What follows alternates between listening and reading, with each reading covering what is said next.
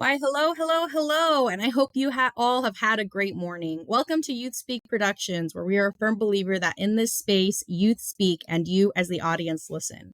I am your host, Ida Samantha Moore, but you can call me Sam because Lord knows my mama gave me a hard name to pronounce. On today's episode titled Where There is Struggle, There is Hope, we will discuss some of the hard realities of trauma, substance abuse, and recovery. For those of you who are listening, I would like to share a warning to the audience as some themes we may discuss or get into the meat and potatoes of can be mature conversations and emotionally heavy. If you do not have someone to process difficult emotions with, I urge you to lean onto your support system if this conversation hits home. Please feel free to sit this one out until you can have support. In our debut episode, Justice is Just Us, we embarked on a thought-provoking journey exploring the profound idea that justice is not merely a system, but a collective effort. And when we talk about creating change, it's not some stagnant, decrepit thing. It does not hobble or trail behind. The act of change is a leak from the ground that turns into a river. It is a boulder falling down a mountain. It is an avalanche that captures and overcomes the valleys. Change is loud and it is quiet. It is calm and rapid. Change is all of these things and more. And when we talk about actively making change, we forget that giant movements begin with just one person and one simple action. I mean, look at Greta Thunberg. She went from being an average teenage girl to being the modern face of the environmental movement. She was not apologetic as she talked to the world leaders. She was defiant and powerful and bold, and she told world leaders and those watching from our homes, "How dare you?" Regardless of how you feel about Greta Thunberg, she revolutionized the environmental movement by simple and consistent actions. By sitting on sidewalks with cardboard signs, with social media, and calls for unity and action, Greta touched the hearts of millions across the world. And if you're out there listening, I want you to practice these words with me. How dare you? Again, but with conviction. How dare you? Feel that emotion and sit in that power, because today is the day that you reclaim your power, your story, and your voice. Keep this conviction with you and remember it always, because no person has the right to take your peace of mind, your sense of self, or take any more rent-free space in your mind.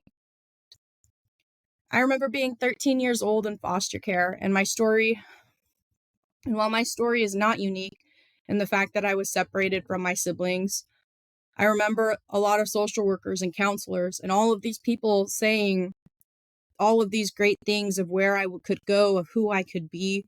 And I think that deep down, some of the social workers and system providers who I had to be around really did mean those words.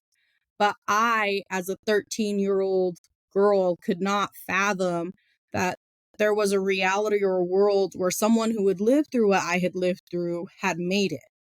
I didn't get to meet other people like me until decades later, and the reality was that I needed to know that there would be more people out there like me in the world who succeeded than there were out there in the world who failed.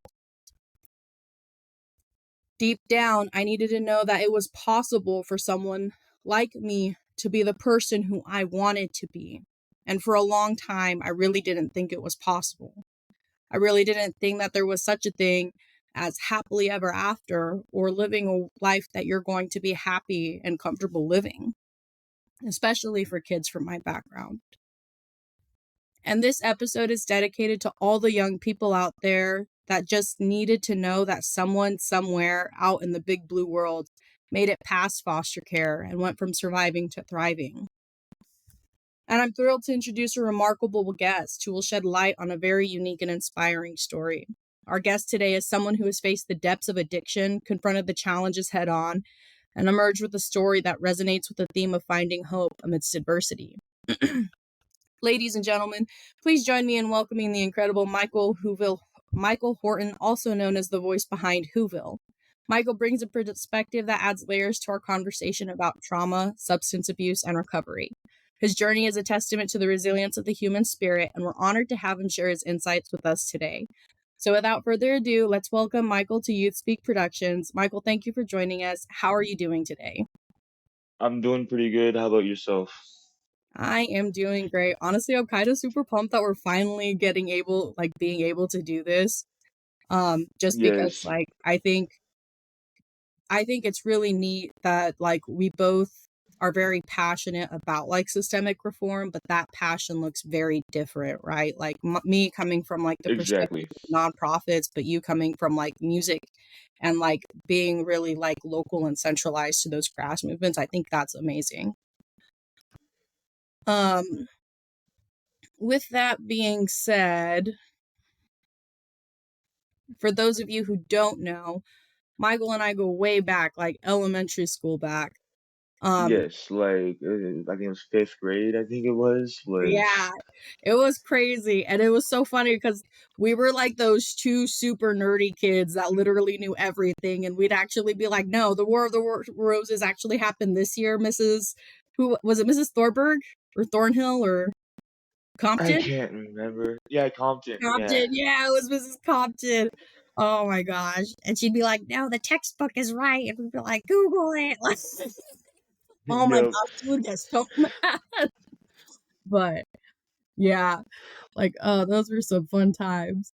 But I definitely think it's interesting because no matter where we're at in life, it's always crazy how many times we've managed to just overlap in just either the situation or environment, right? I kind of Yeah. think No. back to oh, I. No. What brings me back because a little bit what happened with me is I bounced around from school to school quite a bit after fifth grade, and then I legit, and then we ran into each other in juvenile detention that one time, and then that that one time. that part that one time that really stuck in my head because we were having that I can't remember what it was, but it was like a workshop or something that we were doing, and then I can't remember what the subject was, but then you started talking about a specific moment, and you were didn't even realize that I was sitting in the room and you were talking about me and the story and everything, and then I Yeah. was like, wait, I was the one that the what?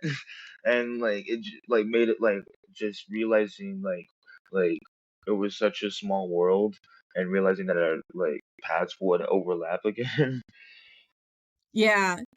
So for a lot of you who aren't familiar with juvenile detention or how stuff it works, in the specific juvie that we were at, kids were separated into a group A and a group B, and then depending on what group you were in, you got to interact with different people. So Michael and I were in different groups. So we had different rec times, we had different shower times, all of that. So we never really interacted.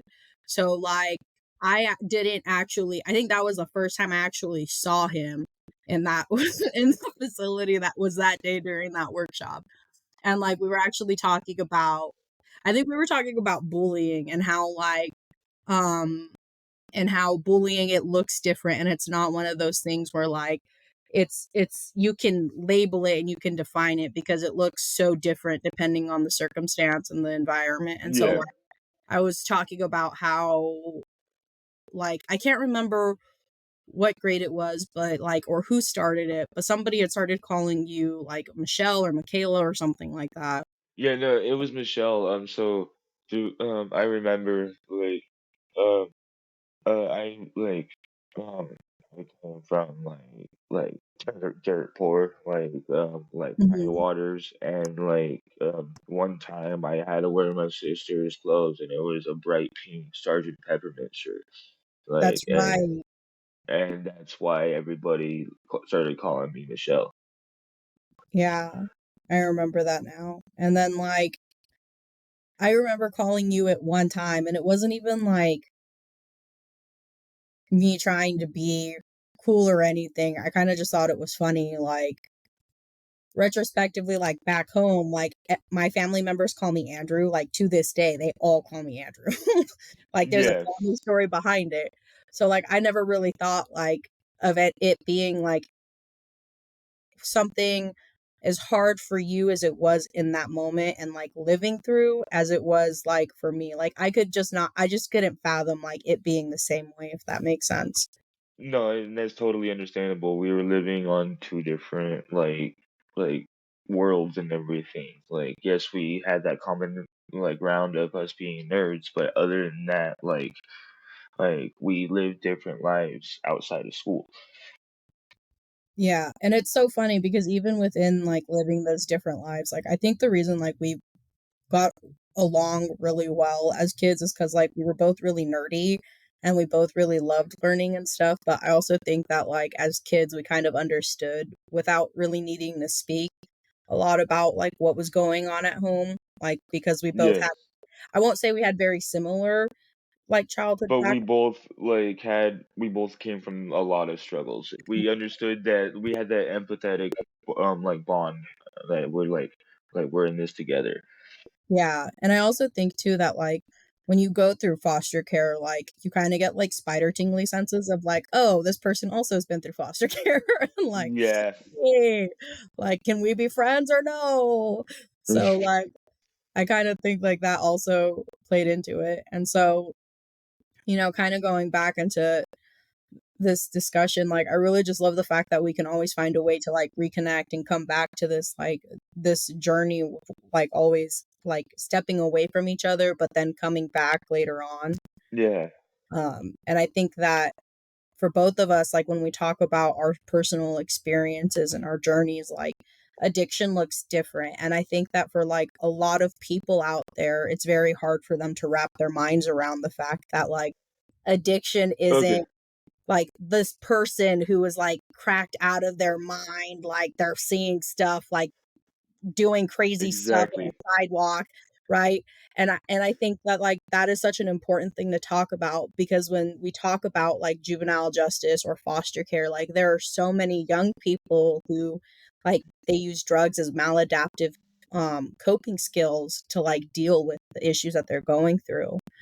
And like perfect like way for me to like start like talking about my like journey like in recovery because I'm gonna like go back to like how it all started. I consider myself part of like Generation RX. Like me being in foster care and everything. I lived with my aunt and uncle, and my uncle, he worked a janitorial job at a school, and he hung out with his friends most of the time. So he was hardly there, and when he was there, it was at night. So, I mostly dealt with my aunt and everything, and she worked at uh, do you remember community partnerships? The mental like medical mental health facility like chain and everything. It Like sounds familiar. I just don't think I actually. it, I think it got shut down after a while, but like my aunt used to work there, and she took advantage of that and got me into like this and that, like medication management, like diagnosis and everything like that, like therapy, and like literally like had me like um on a whole bunch of like drugs and shit, like pills. I was like literally um realistically like taking every single ADHD med that like up to like the age of like 16 that I knew of, because I'm pretty sure there's new ones that have came out since like I was like 16, 17 years old. Like but like Stratera, Vyvanse, Concerta, you name it, I've done it. Right? And that was the beginning of like my addiction, is because like I literally just got crammed pills down my throat when I was a kid, that like by the time that like I actually got to back into my parents' house and everything, they were like basically dealing with a medicated zombie Yeah. and trying to undo all of that damage that my aunt and had put me through. And like it just kind of like started like going downhill from there. I talk about it in a lot of my songs, like in open verse challenges. I literally did it. It was like heavily medicated from since the age of 5. It's a shock that I'm still alive, but managed to push through and survive. Started taking more than just prescribed. I was also taking them recreationally as well, and it just turned into like a whole spiral downhill. I OD'd when I was 17. OD'd on Spike when I was 16. It was like right around the time that I was going in and out of juvie and everything too. And both times that I OD'd, it kind of gave me like a minor wake up call. I was like, okay, you need to watch what you're doing, but it, the love the topic that is an addiction. Sorry, I have someone calling me real quick. Hold You're totally fine. And with that, just to re-clarify, so like when you kind of go back to the term of like you're part of that, what did you say, the RX generation RX? Generation RX. Yeah, I like that term. So do you feel like you were a young person, like when you were a young boy, were you one of those boys who like were told you had ADHD because you were hyper and then they gave you like a bunch of different meds? um to treat that hyperactivity, but like in reality that was just like normal childhood behavior? Is that like the kind of situation you were in, or Uh, Generation RX, it wasn't just ADHD, it was also like antipsychotic meds, like antidepressants. Like I was on Abilify, I was on Risperidol, I was on Guanfacine, I was on Trazodone. Like, I've been on Seroquel, I've been on Lamictal, I've been on Prozac. Like,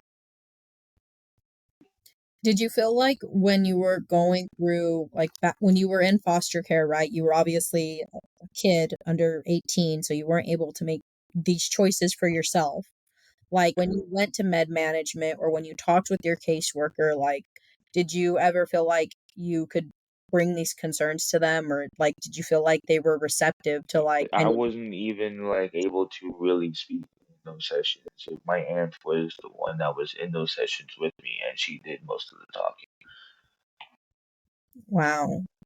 So like if you were like kind of taking a moment to like because some of the people who do listen to this are social workers or are foster parents or people who are part of like the guardian of litem or like there are other supports within that network, like what do you think is like the some of like top 3 most important things from like your experience in foster care or like juvenile justice that you could share with them? Listen to the kids. Listen to the kids. I cannot stress that enough. Seriously, listen to the kids. They know themselves better than anyone. And even if they're not saying something, they will there's nonverbal communication too. Hmm. And I also think too that like when we talk about kids, especially from like backgrounds of trauma, or like even if you like you didn't have like both parents around, right? Like there's a lot of generational knowledge that was passed from like our parents, from school, from all of these people, right?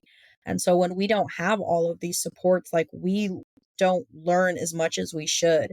And like I know, like, and I've experienced this so many times, like throughout foster care, throughout my time in juvenile detention, like in the justice system, in like the adult correction system, even working nonprofits, where stuff has happened and it was really inappropriate.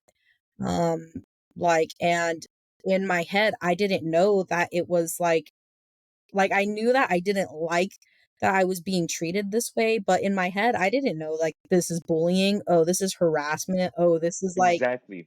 like That's I why didn't I know. said. That's why I was stressing it so much that we listen to the kids. Because that example right there, you knew that you didn't want that, but you didn't know that it was Oh, That was it's that whole nature versus nurture argument. Your whole exactly. environment was that toxicity, so that's what you were used to. In your head, that was normal. And like, And and it that's that like not happens. just like your situation, that's my situation, that's literally anybody's situation.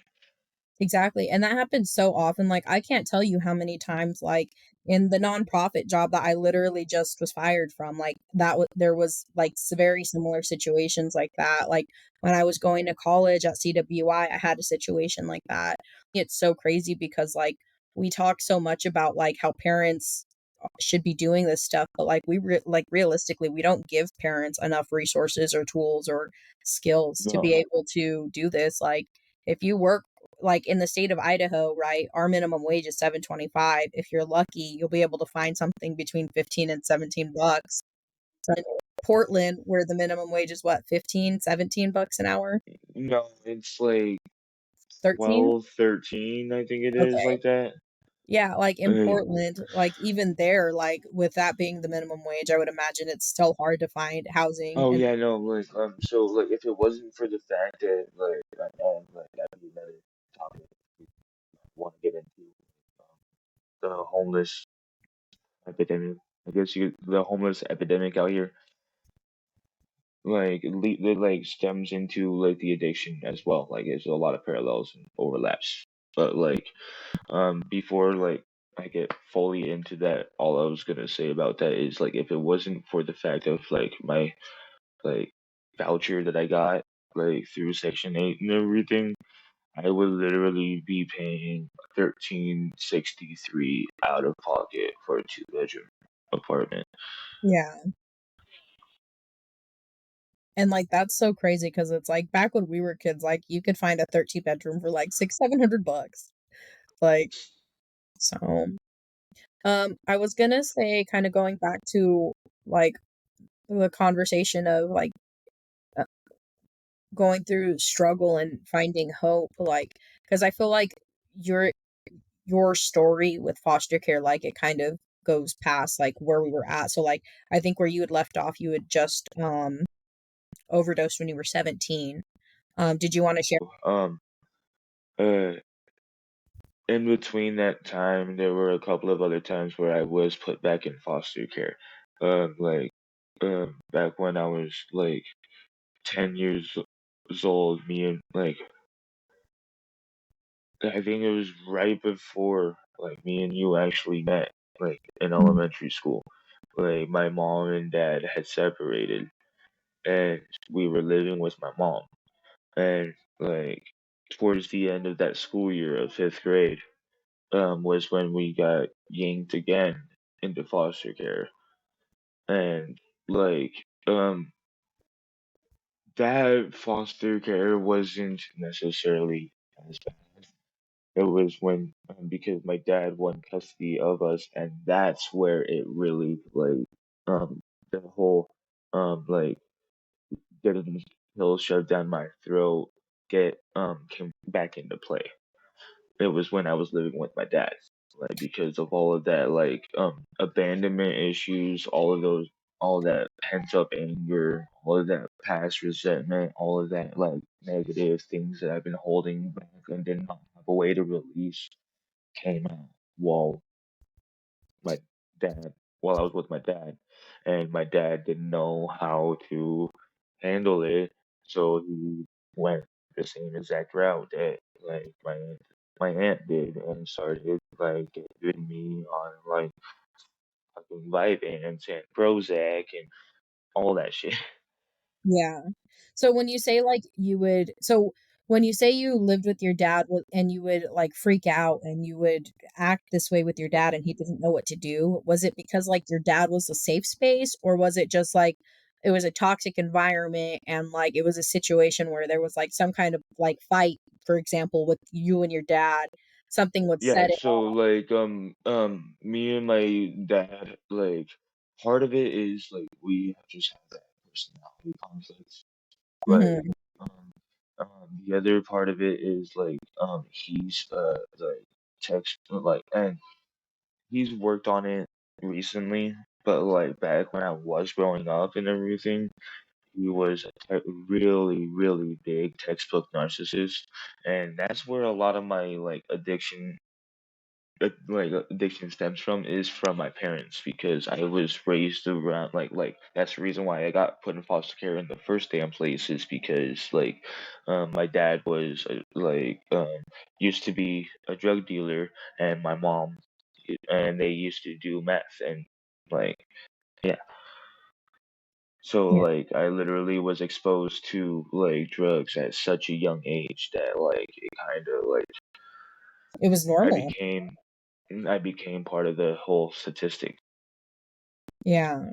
Well, and I also think too that like when you're in a situation like that where like you're freaking out and like parents, whether they're like doing a good job as a parent and trying to help you, or whether they're like the problem and they're the reason why like you are having such a negative reaction. Like, I'm not trying to make excuses here, but like I definitely think there's a difference between having a parent who's doing everything in their power to give you the tools and resources and skills that you need to be successful. And then I think that there's a difference between having a parent who is like very sneaky and a difference between having like a parent who's a good parent, right? And then the parent who's like sneaky and manipulative and like they Yeah. they do everything in their power to like set their kid up for failure. And I think that when we talk about this, like we have to recognize like that there's those are two realities that young people can live in. And we also have like this third category of parent of like they don't know what to do and they weren't given the right skills, you know. And so it's like, how do we like really provide, how do we help like those families, right? How do we help those kids from those families? And I think like we don't really have a system that really can provide all of that one-on-one time, right? Our cases are overloaded. Like in Idaho, we Yes. need foster parents desperately. Like everywhere needs foster parents, but in Idaho, we really need them. And so like I definitely think like all of those things are very like are really big contributing factors. And I think too that And speaking on the whole foster parent thing, since you have caseworkers and everything, I wanted to speak on that. Like, please be a little bit more selective about who you bring in on the foster parent side, because there are numerous cases of abuse that happen in the foster homes that go unnoticed. yeah, and I think that's so powerful too to talk about is like we hear like stories all the time of like people like the state not doing correct background checks, right? Social workers turning a blind eye to, you know, abuse or to potential instant. I'm an example of that right here.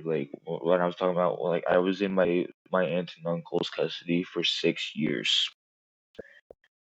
In the foster system for 6 years. My parents were literally were fighting every step of the way. And like my aunt and uncle were yeah, it it really I succumbed to every single form of the word of abuse in that home. That's what I mean by we needed to be more really cautious about who we hire as foster parents, because it's really bad how much abuse goes unnoticed. Yeah, and then it's crazy because it's like when you have like kids react so differently to abuse, right? And so you have young people who when they're being abused, they're very reactive and it's like we don't want to listen to the kid who's calling us like a dumb cunt or like a stupid fuck and punching us and doing all this other crazy shit. Like we don't. We just want to say like, oh, this person's the problem child, and any parent, like anybody in their right Yeah, mind can do this, right? And in the reality is like there's so many times where like these areas are gray areas. And I kind of wanted to go to your, and I think like this is just such a great like natural just cut into like your song questions. Um, yeah, Yo, this just been fucking me up for a while mentally. I got some questions. Everybody, listen up. When will I ever find the right words to say? When I try to express myself, what makes my mind go completely blank? When I'm trapped inside my mind, how come I can't find a way to escape? Will I ever make it to this endless pouring rain? Can I turn my starving dream into a full plate? Or will it stay just out of reach and leave me with a bittersweet taste? What if all this backbreaking work is absolute shit at the end of the day? Will I ever get to take out this fucking mask? Or after many everlasting years, will it finally mold to my face? How come this real world's overpopulated with fucking fakes? Is it possible to keep my rage safe and contained? When will I stop making so many mistakes? Will I ever rise from the ashes to achieve my destiny, or plummet the abyss of my fate? What if everything we know is all a lie? What if death is the final goodbye? What if we think we see with our eyes, but the reality is we're completely blind? Shit, did I just blindly cross the lines? Or did I actually hit you with the truth bomb that blew your mind? What is it that makes the actual 100% truth in me impossible to find? Why is the journey from rock bottom such a huge and steep and treacherous climb? How come humans are so damn selfish and greedy, they'll betray their own blood from behind? Do you have to extinguish someone else's light for an opportunity to shine? Am I gonna be able to reach my goals, or will I run out of time? Am I really winning when it seems like I'm losing? Will I ever find these answers to all my fucking confusion? Or will my overthinking brain eventually bring me ruin? What the fuck is my purposely human? Shit, actually, the fuck am I even doing? Yeah. Can I ask a couple questions about your mind? Does it align with how you present yourself on the outside? Are you outside like homeless? Is life overwhelming? Do you go back to the drugs when you're feeling all the tension? Are you hearing all the lessons? Do you think there might be blessings? Are they hiding in disguise? Is that why you despise but can't see with your eyes? Have you opened your eyes? Have you seen all the lies? Can you imagine what flies when you're a rich white guy? Think you could try and fail every time with no real stakes? You think it's all fake? Do you wonder what it takes from your soul? Do you ask yourself if you feel whole? What's the total amount of worth of everything you've done on this earth? Think I'm avoiding talking about myself? You think I should ask for help? Can we talk about something else? Want some liquor off the shelf? You wanna know about my shelf? Think I'd rather go to hell than talk about it? I talk a big game and I'm not about it. Can you say that with your chest? You know, scream and shout it. You believe I couldn't climb a mountain? Is that metaphorical? Do my questions seem rhetorical? Do you ever feel a little spiritual? Have you ever felt fear from the tip of your toes all the way to your hair follicles? You see holes in my plot. Did I forget what I forgot? Did I forego the process too much? Have I processed a lot? Can I proceed enough to succeed in love? Have I pushed away and shoved everyone I ever loved? Are these questions even worth asking? You think I have the answers? Would you like to ask a couple questions about my mind? Yes? First, do you believe I have the courage to answer them honestly this time?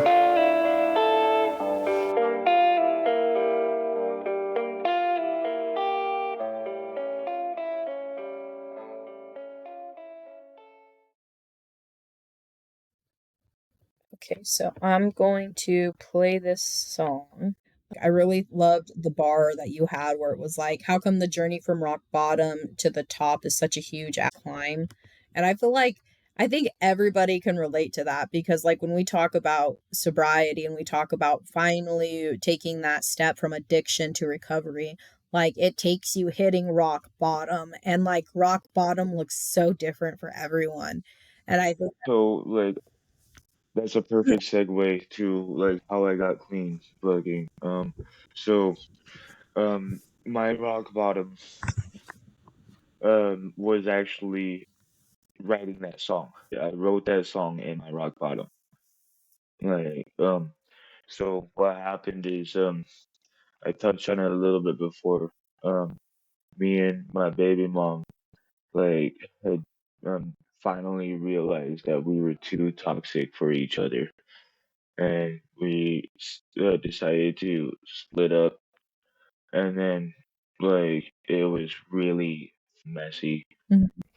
I was all by myself, like in the middle of downtown Portland in a tent, like whacked as on methamphetamine. like in a deep psychosis. Just lost my daughter, and like my one constant for 2.5 years, just like unceremoniously shoved me. And when you say you lost your daughter, you mean to foster care or Yes, yeah. foster care. And so for you, like going through that, you know, recognizing that you went through the system and then you as a parent, like that, like your baby's your heart on your sleeve. Like I see all the posts that you put of Lily on Facebook and I'm like, oh, that's a man who loves his baby. But like I couldn't, like I honestly I couldn't fathom going through that heartache and like totally cool if you don't want to share about it or talk about it any No, no, and it's a part of like my recovery and everything. Like, yeah, no, like, I literally like entered a psychosis so deep that I almost didn't come out of it. And I was writing this song. I legit almost like it drove myself insane for a little bit because of this song. Like it, like that's how deep like this song is for me. Like, and that's why the line is why the journey from rock bottom to this deep because it's fine. It's so hard. Like personal experience, just how hard it is to like be able to like pull yourself mentally from like the pits and like get your ass in gear and like actually like put yourself together. Like it took me less than 2 years to get where I'm at now. I literally hit 2 years clean. That's so that's so crazy. Like I love that for you and just to know that like from 2 years ago you were homeless in a tent, you had lost custody of your daughter, you were in the deepest parts of your addiction, right? Hurting the most. And like to see where you've come for like into the span of 2 years is amazing, right? Like what when you were going through that, what was that thing that got you out of that, right? Well, that was like that moment, that light bulb moment that was like, Michael, like what am I doing? Um, so like when me and my baby mom, when all this happened, like a lot of people didn't realize that, like, okay, like from an outsider's perspective, it looked like I was a lot more fucked up on the drugs than I actually was. A lot of people didn't realize that I was actually trying to get myself clean. Mm-hmm. Like after me and my baby mom split up, it was just so damn difficult. Like I was cutting down, got myself completely away from her and everything. And then like one day, like I was like, no, I can't. Like I don't know, I don't remember what it was. I was like, no, I can't do this anymore. And that was when I first started writing the first verse to Restless and Reckless, like my recovery song. Like the actual song that like is about not necessarily like a like full depth about my addiction, but like the song I wrote about my addiction that stemmed from it. Yeah. Like and like it like I didn't finish the full song because after about in between a month and a month and a half clean, I relapsed. Mm-hmm. Like I'm a chronic relapser. Like this is legit the most amount of clean time that I've had since I was like 3 or 4 years old. Well, and I also Like think too that like when we talk about sobriety and like staying clean, that like when relapse, it's not an if it happens, it's when it happens and how you respond when you do relapse. And it's like being yeah, mindful of always having like that action plan, me being mindful of always having your supports and always having like those go to and just being like mindful of yourself and where you're at. Cause I know there's tons of times where I've been like, so for example, the very first time I went to Washington, D.C. with the Juvenile Justice State Advisory Group in Idaho, like, we were walking around and you could smell people smoking weed and all of that. And I was totally fine until I heard pills shaking in a bottle. And like that like to me, like, oh, Yeah. my mouth was watering and I was like, I could feel the fidgets and like, Oh yeah. like Yeah. you No, I get have. it, right? Like you just Yeah. like Yeah. all of a Yeah. No, sudden, I have. Okay. I have never like.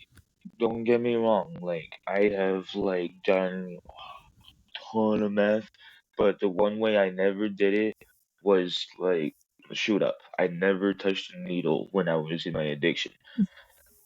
But when I got clean, that happened to be one of my biggest triggers. yeah. Like, and just the sound like that was crazy. And like, it took me a long time to recognize that, like, oh, like it was that pill noise that really set my anxiety off. Like, Hmm. and like, I didn't feel comfortable like telling the people around me, like, oh, hey, yeah, by the way, so like, I have like this, like, cause I didn't want them to say, no, you can't come to DC, Sam. Cause like, I was presenting and doing this cool little like presentation for stuff. But, like, Yeah. I didn't want them to be like, "Oh, yeah, guys, so, like, I was struggling through with the pill addiction, and I like to crush them up and snort them," and, like, I didn't want to tell them that and then not Yeah. know, because it was a super cool experience. But, like, I think, like, when we talk about working with young people, especially young people from trauma, like, these are all important conversations to have when we're traveling, when we're working with young people and recognizing again, that, like, this looks different and that, like, I think we should also point out too, like there's a really big difference between like recreationally using and then like true addiction and true substance abuse. Cause like I could smoke marijuana right now and like that doesn't make me an addict. That doesn't mean I have a problem smoking marijuana. Exactly. Like So if I were to, exactly if you that right there. it's Oh, like when you okay. can't This. function, right? Like it's when like best way to describe it is I think we've all worked with that one person who smokes cigarettes and they need a cigarette break like every 5-10 minutes, like on Yeah. like clockwork. Like that is an addiction. That is a true trapped Yeah. pinned addiction. Like, and I think Yeah. like that is just such an important thing to recognize.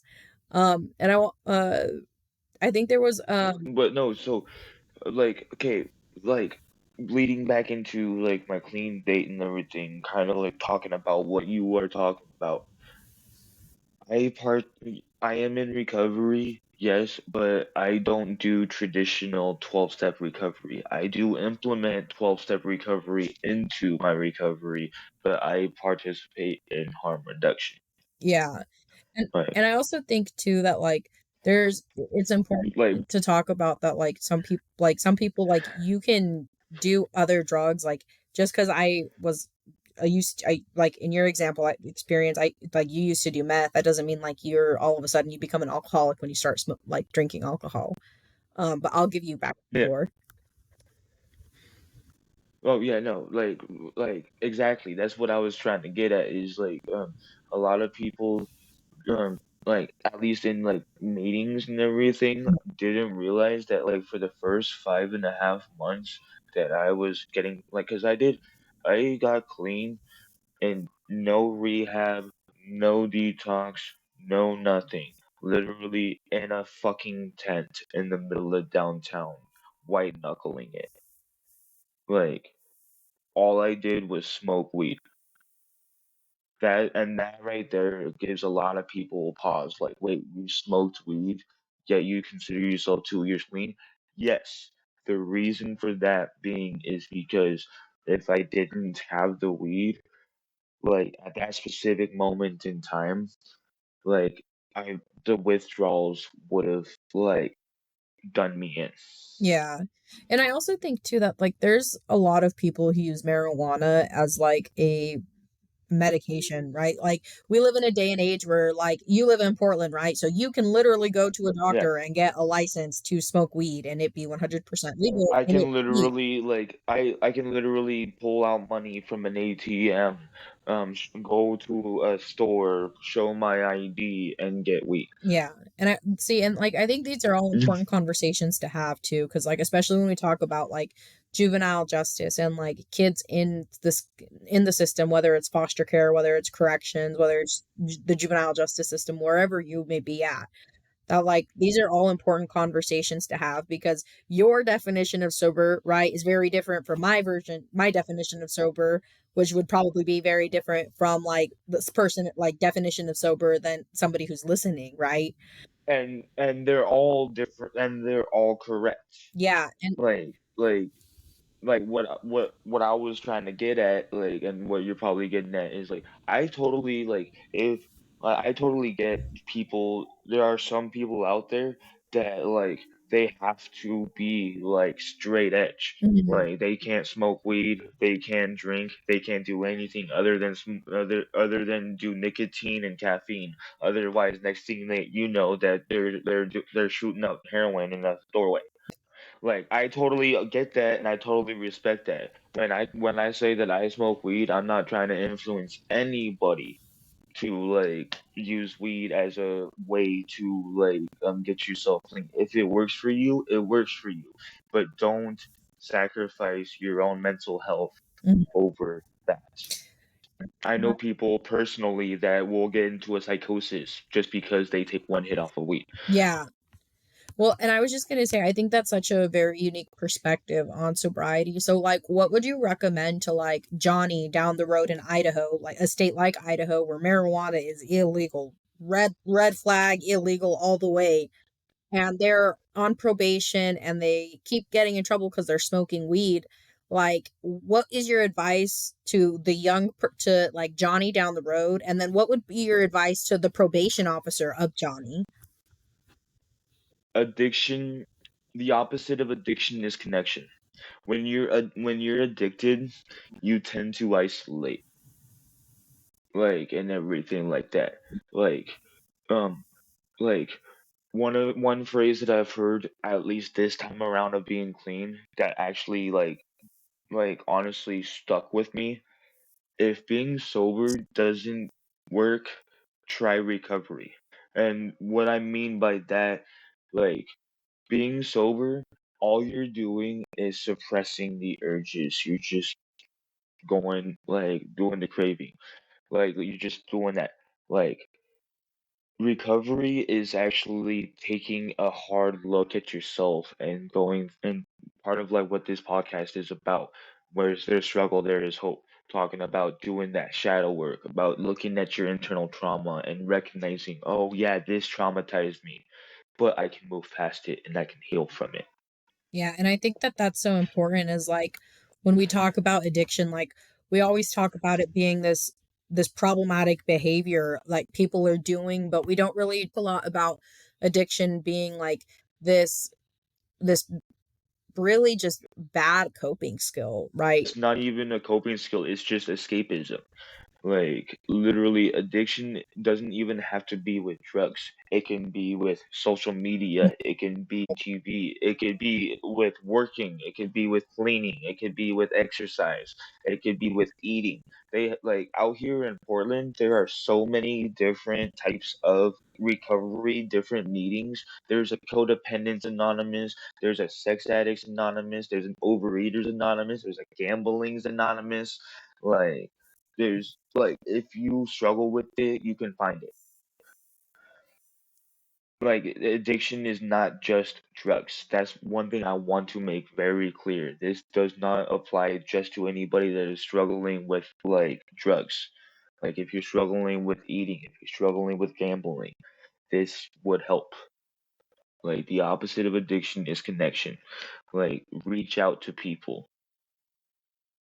Especially like if you're struggling and you're hurting, like, and that's one of the hardest things to do, right? And like I as a 26-year-old woman have a hard time going to my friends and being like, hey yo, like, can we talk? Like I'm really kind of just emotionally messed up right now and I need somebody to be a sounding Yeah, board before I go do something wild.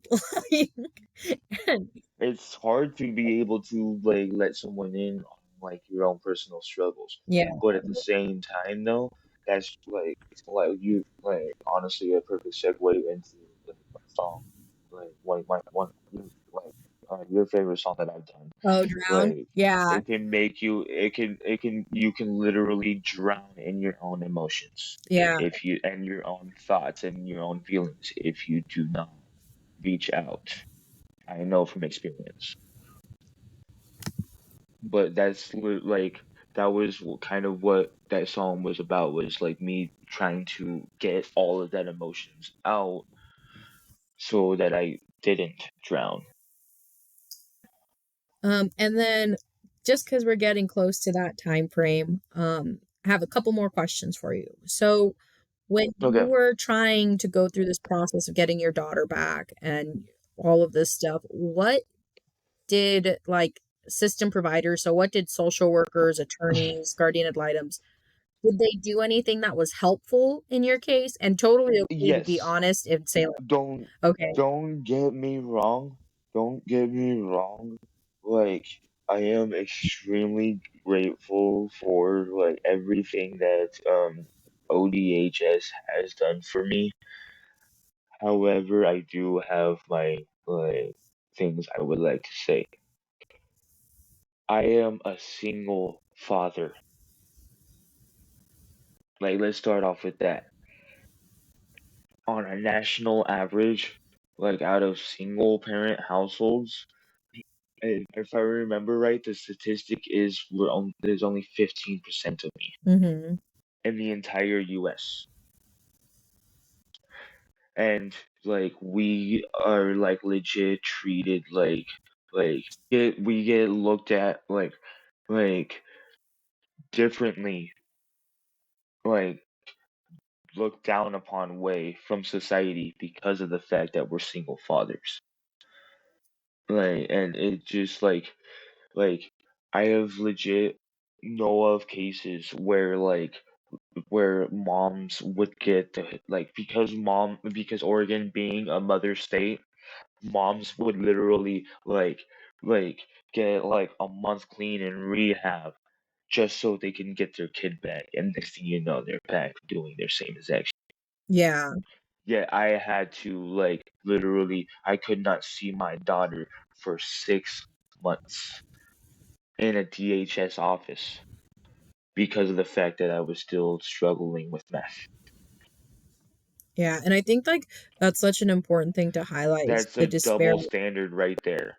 That the double standard right Yeah. there. Like it Like, and that's such a huge disparate treatment because I always feel like we always, and like there is a lot of science behind it for like children being with their mothers and all of this bonding and stuff. But I definitely think that like there are times where mom is not the best situation. take a look at both sides of the lens. Don't just like focus on mom or focus on dad. Actually evaluate the entire situation from an unbiased perspective and actually gauge on who's actually making the actual efforts. Yeah. And I also think too that like there should be something said about like the resources and the opportunities that are available because like we have so many organizations that are dedicated just towards women and children that we don't really have a lot of like places for that like for male counterparts. So like for example in Boise, and I could be wrong cuz I'm not well versed, but like we have two shelters, and if you're a family, you have to split up, and the women and children go in one shelter and the men go in another. So, like, Oh, I was homeless in Boise for a little bit, so I can uh like fill in the gaps. So there's a woman and children's shelter. There's a mixed shelter where it's men and women and a very few families. mhm, And then there's a men's only shelter. That's it in Boise, unless that's changed in the yeah. year. So, like, in situations like that, I'm kind of curious what happens to like parents in your circumstance where like you're a single man and you have a daughter. Like, how does that exactly work? Like, do you just go to the mixed women's and children's shelter if there's room, or like, It depends. It like that's what I'm saying. Like it really like you better hope to God that you get there and you get there first, um,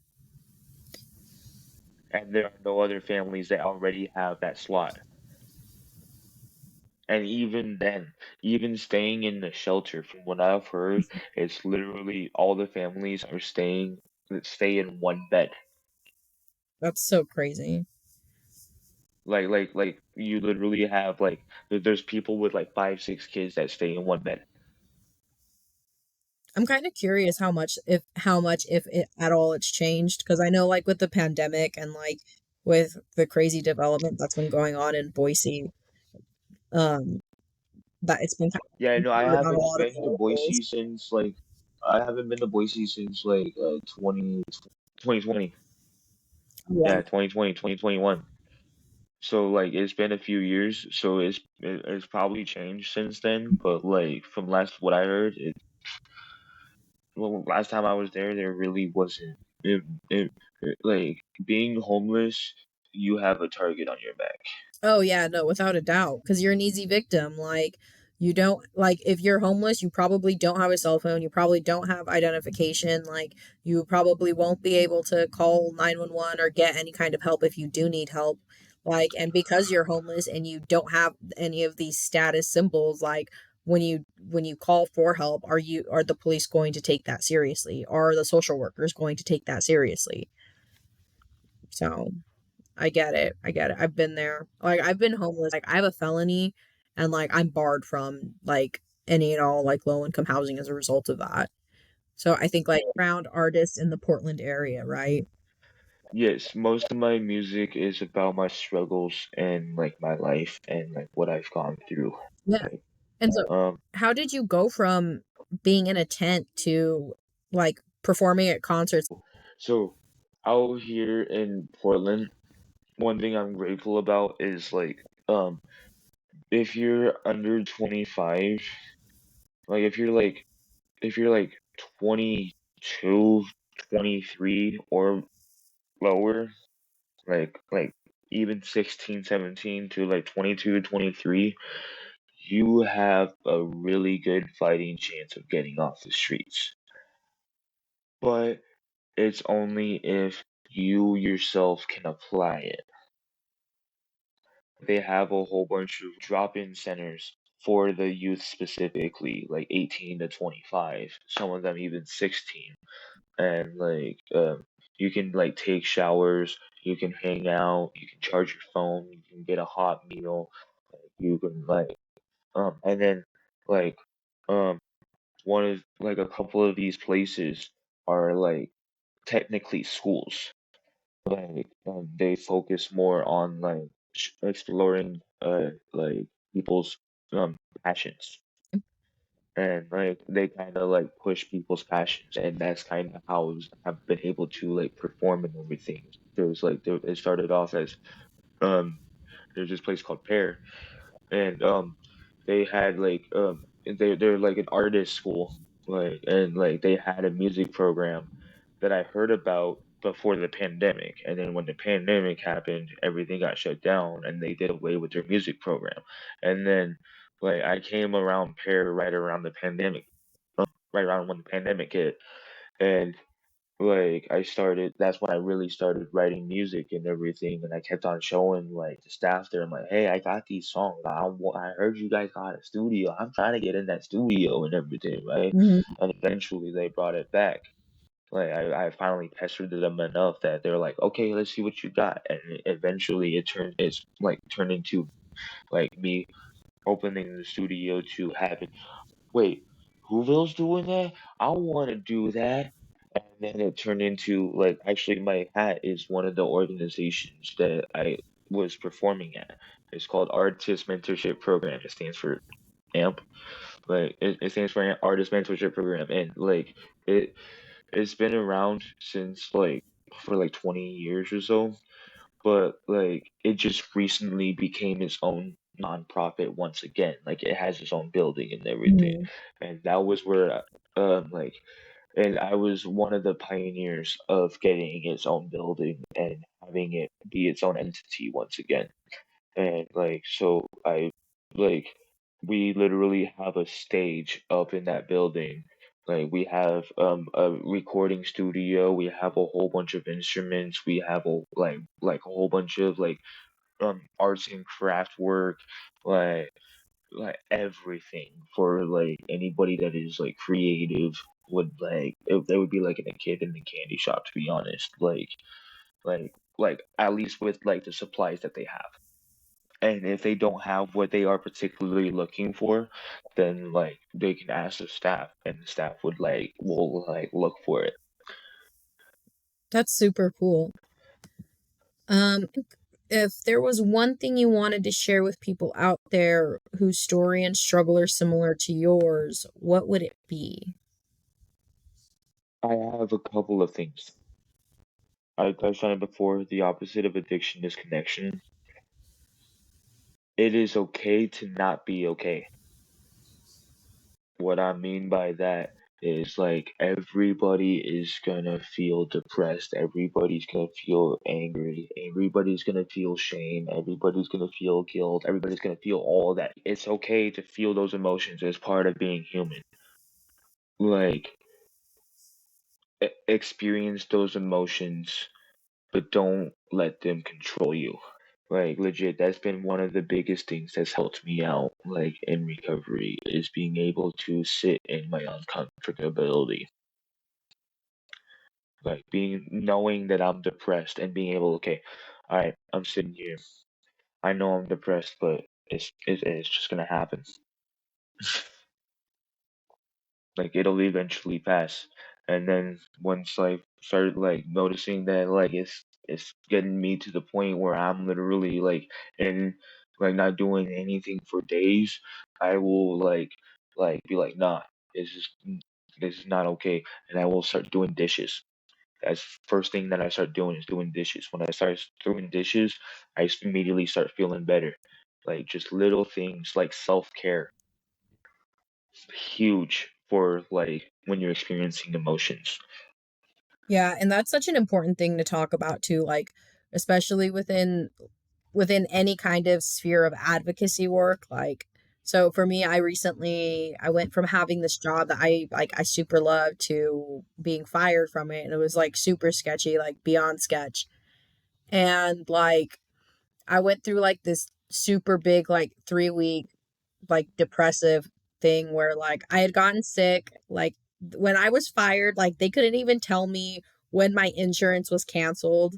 And they waited like I had to wait 8 days from the day I was fired to the day that I received that letter um to saying why I was fired before. And like they told me, that's when they told me when my insurance was canceled or was going to be canceled. So like they literally waited so long that by the time I had gotten it, my insurance had already been canceled because my insurance was good for like the end of the year, the end of that month.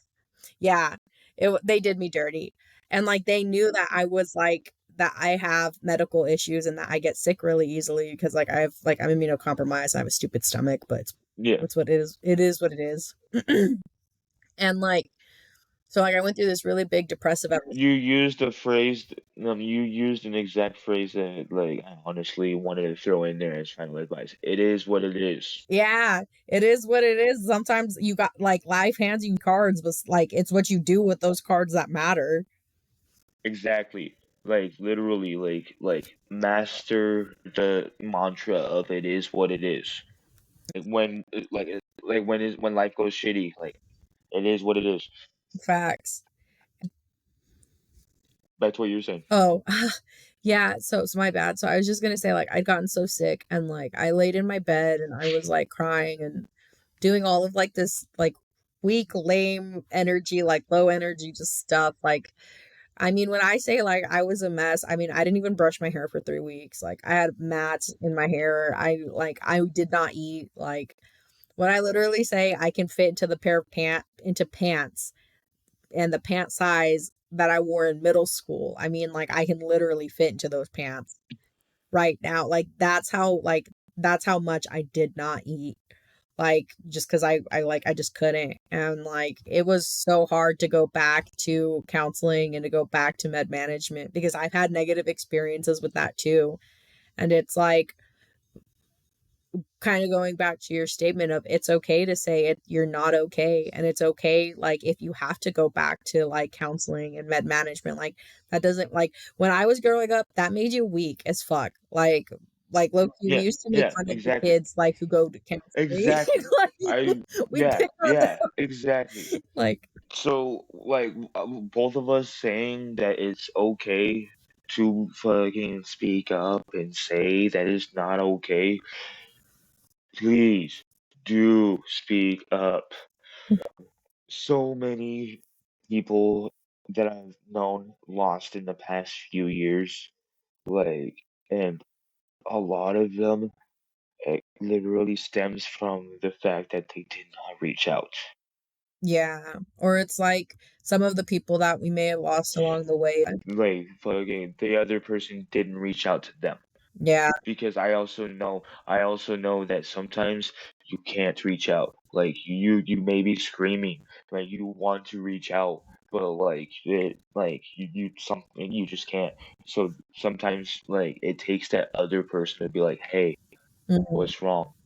And if that helping hand comes down, to not bite it. Yeah, and I also think too, like it's also really like when we're in that tough spot, like especially like after we had just relapsed, right? Like it's hard coming to somebody, especially like when you've had some clean time and you go to your sober person, you're like, hey Yeah, man, I that just that that coming from someone that has literally witnessed two people, like literally, yeah, like my best friend is a chronic relapser. From someone that is a chronic relapser, it it sucks. It really does. But it's better to have a new clean date than a headstone. that is so true. That is so true. And with that being said, lastly, for those wanting to pursue opportunities similar to yours, right? So like that what I was gonna say, like to any of the artists, and when I say artists, I'm not talking about rappers, singers, I'm talking about any creative type of form, photography, dancing, coloring, drawing, painting, sculpting, it don't matter. Continue pushing. Do you. Do not toss any of your artwork away. I have made that mistake before, and I regret it. I know from experience, you will regret it. So any type of art you do, whether you think it is fucking the absolute shit, someone out there, someone out there will appreciate it for what it is. You are your own worst enemy. Well, and I also think with that, like that line is such a great line to end on is just the fact of like you're your own worst enemy and you're always going to be your toughest critic and that like it's always okay and it's okay to remember that like where you're at right now, it might suck. Yeah, and it's when you repurpose that pain that you can really make something beautiful. Like when I was going through like this, like being fired and going through all of this heartache, like I was like crying and just thinking of myself like, man, this is what like one of the toughest things I've had to go through in such a long time. My life sucks. I called my mom and I was like, "Mom, I am such a loser. Like I am a loser. Like I lost my job. I don't have a way to take care of my daughter. Like they're not talking to me. They're not calling me." Like when I tell you I went to the executive board of the place that I used to work at and I emailed them and I was like, "Hey, like I have every reason to believe that the way I was fired was like really sketchy. It was illegal. It was like, and this is why I think it was illegal. Like none of them even bothered to get back to me. And so like for me, it was like the hardest thing to just talk through and breathe through cuz like even now like my whole thing is like no, they wouldn't do me like that. No, they wouldn't have done that to me. But like it's hard kind of moving past that and like recognizing that like just because right now this is the hardest moment or the hardest thing you're having to live through doesn't mean that like it's not going to resolve itself in 10 years. Hard times don't last. Exactly. Like, and like just kind of going back to like what I was saying, like if I went and rewound the clock like 10 years ago, I would have been in juvenile correction serving my term. And like to that at the time, that was the hardest thing I had ever gone through was going through prison and not knowing if I was going to be going and serving the rest of my adult correctional term in a maximum security prison in Yeah, Idaho or if I'd be able to reintegrate back into the community after my programming in the Idaho Department of Juvenile Corrections, you know? And I think that, like, at the end of the day, like, you have to remember that this too shall pass. Like, today is going to turn into tomorrow. It'll turn into a week from now, to 2 weeks, to 3 months, to a year, to 10 years. And like, it'll be crazy if you continue on this path of like, you will be surprised to see the amount of growth that happens if you stick to the same journey, right? Of like recovery, of trying to find hope, of like pushing through whatever struggle it is that you're going through. Like, there is some kind of light at the end of the tunnel, and it might not be Exactly. like, it might not be what you envisioned for yourself, but if you keep trying, it doesn't matter how many doors are slammed in your face. There's always windows that open. There's always houses that collapse. Like, there's always Yes. other ways in. Don't be afraid to fail. Don't be afraid to fail. Be afraid to not try. Like, and that goes to anybody. Nothing happens inside your comfort zone. Exactly. And so with that, I think that's just such a great space to leave us off at. And for those of you who, talking about some of the things that we did talk about was very challenging for you. Again, really urge you to talk to your people, to talk to your support system, whether that's your mom, sister, brother, Exactly. girlfriend, whoever that may be. And I just again wanted to thank you so much for joining us, Whoville. For those of you interested in listening to more of Michael's music, you can find a link for his YouTube channel in the comments. And Michael will be releasing his new song, Calling My Name, on 12/10 at midnight for those interested in hearing more of Michael's pieces. And when we It drops tonight at midnight. Yep, tonight at midnight. For those of you listening, you guys will probably be hearing this broadcast probably December 15th, if not a little later. But we'll definitely have the link to Calling My Name shared out with you guys as well. And as always, thank you guys so much for listening, and we'll see you around. Thank you.